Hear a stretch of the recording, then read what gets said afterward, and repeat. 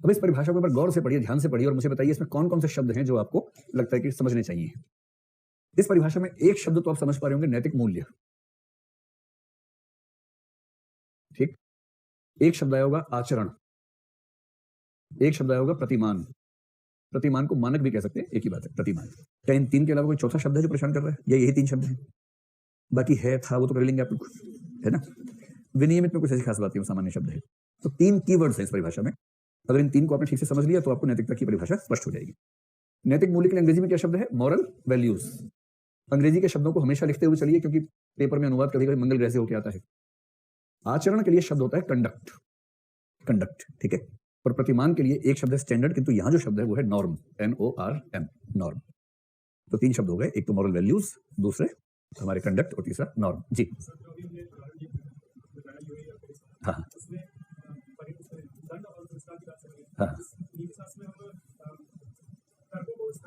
किसको? वो डिपेंड करता है। इनका सवाल है कि जो आपने एग्जांपल दिया पेरिस और यूएई का, वो तो समझ में आएगा, लेकिन क्या हम नीति शास्त्र में तर्कों को स्थान देंगे या नहीं देंगे, वो डिपेंड करता है कि व्यवस्था को तर्क पसंद है या नहीं है। अगर व्यवस्था हिटलर की है और हिटलर को तर्क पसंद नहीं है तो व्यवस्था तर्कों का सम्मान नहीं करेगी। और यदि व्यवस्था किसी दार्शनिक के हाथ में है, प्लेटो के दार्शनिक राजा के हाथ में है, तो तर्क वाले व्यक्ति सबसे ऊंचे पद पे होंगे। सब खेल इस बात का कि सत्ता किसके हाथ में, पावर किसके हाथ में। पावर डायनामिक्स की बड़ी भूमिका है इन सब चीजों में, ठीक है। चलिए कल्पना कीजिए कि अगर मनु, जो हम कहते हैं कि मनु ने एक पुस्तक लिखी, कौन सी लिखी? मनुस्मृति, जिसको हर साल 25 दिसंबर के दिन अम्बेडकरवादी जलाते हैं, क्योंकि उस पुस्तक ने दलितों और महिलाओं के लिए बहुत कठिन रास्ता बना दिया। कल्पना कीजिए कि अगर मनु की जगह कोई ऐसा व्यक्ति उस किताब को लिखता जो संयोग से एक महिला और दलित वर्ग से जुड़ा होता, तो क्या उस किताब के सूत्र वैसे होते या चेंज हो जाते? चेंज हो जाते। सारा खेल इस बात का है कि लिखने वाला कौन है, लिखने वाले को पावर देने वाला कौन है, इस बात से बहुत कुछ तय हो जाता है, ठीक है। इन तीन शब्दों को समझेंगे, उससे पहले एक शब्द केवल, क्योंकि नैतिकता शब्द के दो अंग्रेजी शब्द होते हैं, एक है एथिक्स और एक है मोरालिटी। तो मैं शुरू करता हूं आपके पहले प्रश्न से कि एथिक्स और मोरालिटी में क्या अंतर है, उसके बाद इन तीन शब्दों को समझेंगे। ये जैसे नैतिक मूल्य एक शब्द लिखा है, इस शब्द को समझने में एक दिन लग जाएगा, क्योंकि इससे खूब सवाल आते हैं, कम से कम 2-3 बार सवाल इससे पूछा जा चुका है, और इन दोनों से सवाल नहीं आता, लेकिन प्रश्नों के बीच का हिस्सा उससे बन सकता है। तो पहला हेडिंग बनाइए, एथिक्स और मोरालिटी, इनमें क्या संबंध है, इनमें क्या अंतर है, क्या ये एक ही बात है? और इस बार यह सवाल पूछा गया उत्तर प्रदेश बीसीएस में। तो एक शब्द हुआ एथिक्स, दूसरा हुआ मोरालिटी। कंसेप्ट एकदम स्पष्ट करना है, उसके बाद आप कहेंगे तो मैं पंच लिखवा दूंगा, उससे तनाव नहीं लेना है, समझना है ठीक से बात को। देखिए पहली बात यह है कि इन शब्दों का इंटरचेंजेबली प्रयोग किया जा सकता है, यानी कई स्थानों पर आप एथिक्स की जगह मोरालिटी लिख देंगे तो कोई दिक्कत नहीं है, मोरालिटी के स्थान पर एथिक्स लिखेंगे तो भी कोई समस्या नहीं है, यानी कई स्थानों पर इनका प्रयोग एक दूसरे के स्थान पर हो सकता है। इस सेंस में आप कह सकते हैं कि हाँ, कुछ हद तक ये शब्द क्या है, पर्यायवाची शब्द हैं। लेकिन एक दूसरा सिद्धांत और समझ लीजिए। एक दार्शनिक हुआ बहुत बड़ा जिसका नाम है क्वाइन, उसका जिक्र करने की जरूरत शायद आपको नहीं है, लेकिन हाँ, कुछ भी नया पता लगे तो खुशी तो होती है कि अच्छा ऐसा विचार भी दुनिया में है। क्वाइन एक लिंग्विस्टिक फिलोसफर है, भाषा दार्शनिक है, और उसने एक सिद्धांत दिया, जिस सिद्धांत का कुल मिला के भाव यह है कि दुनिया में कोई भी दो शब्द पर्यायवाची नहीं हो सकते, पर्याय हो ही नहीं सकते। और जब उससे कहा गया कि थोड़ा समझा के बताओ भाई, ये तो सारा बचपन की पढ़ाई फेल हो गई हमारी, तो हम तो वायु के 10 पर्यायवाची याद करके बड़े हुए हैं, है ना। वायु का कौन सा? पवन और अनिल और समीर, वात, क्या बात है, देखो इतने इतने पर्यायवाची याद करके, मतलब याद करके बड़े हुए हैं, और अचानक पता लगा कि सब बेकार था। तो उसने कहा नहीं, मेरी बात को ठीक से समझे, पर्यायवाची दो प्रकार का हो सकता है, एक होता है पूर्ण पर्याय और एक होता है अपूर्ण पर्याय, complete synonym and incomplete synonym. Incomplete synonymity तो एग्जिस्ट करती है, अपूर्ण पर्यायता या समानार्थकता तो अस्तित्व में है। इसका मतलब है कि कोई शब्द किसी दूसरे शब्द को किसी किसी स्थान पर रिप्लेस कर देगा, ये तो हो सकता है। पर पूर्ण पर्यायवाची हम तब मानेंगे जब कोई एक शब्द किसी दूसरे शब्द को हर स्थान पर रिप्लेस कर सके।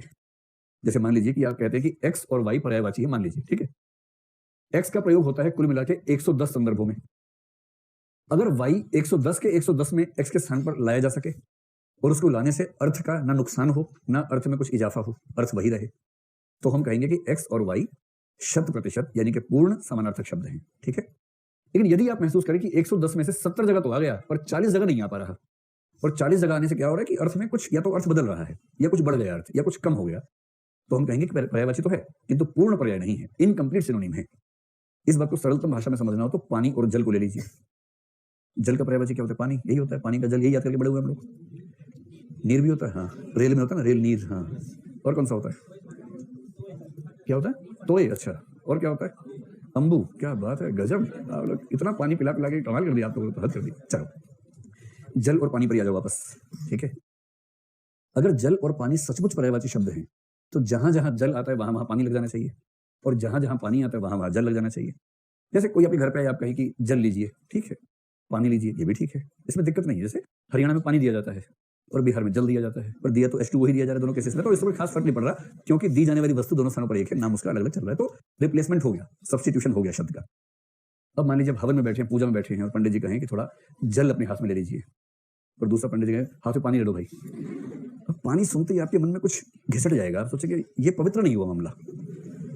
पवित्र होने के लिए जल बोलना जरूरी है, पानी में पवित्र वाला भाव नहीं आ रहा, जल बोलो, जल बोलेंगे ना जल, इसका मतलब जल में H2O के साथ साथ पवित्रता वाली सेंस भी आ रही है, जो पानी में नहीं आ रही थी। आ रहा है ना। अब इसका उल्टा है, कोई कहे कि मुझे देखते ही वो पानी पानी हो गया, अब करो जरा इसका, मुझे देखते ही वो जल जल हो गया, अब ये नाटक हो गया ना, ये तो इतना नाटक है। और इसका मतलब ये हुआ कि कितना ही आप पानी और जल को पर्यायवाची कह लीजिए, वो पर्यायवाची है नहीं। इसका मतलब कहीं ना कहीं किसी ना किसी संदर्भ में उन दोनों शब्दों के अर्थ बदलेंगे। क्वाइन ने बड़ी अच्छी बात कही, डिनोटेशन सेम होते हुए भी कनोटेशन डिफरेंट हो सकती है, यानी डिनोट एक ही चीज को कर रही है, और कनोटेशन डिनोट करने के समय उसका भाव क्या निकलता है उसमें डिफरेंस आ सकता है। तो एक सिद्धांत दिमाग में रखकर चलिए, दुनिया में कोई भी दो शब्द एग्जैक्टली सिनोनिम नहीं होते, जब कोई भी दो नहीं होते तो ये भी नहीं होते, सीधी सी बात है। इसका मतलब एथिक्स और मोरालिटी में भी कुछ ना कुछ अंतर तो होगा ही होगा। क्वाइन का सिंपल सिद्धांत है, अगर दो शब्द पूरी तरह से एक ही अर्थ रखते हैं और कहीं भी एक दूसरे के स्थान पर आ सकते हैं, तो वो दो शब्द नहीं, वो एक ही शब्द है, फिर वो दो रहेंगे ही नहीं। भाषा में से एक शब्द अपने आप खत्म हो जाएगा, खत्म नहीं हो रहा है, इसका मतलब दोनों की जरूरत है, अंतर है कहीं ना कहीं।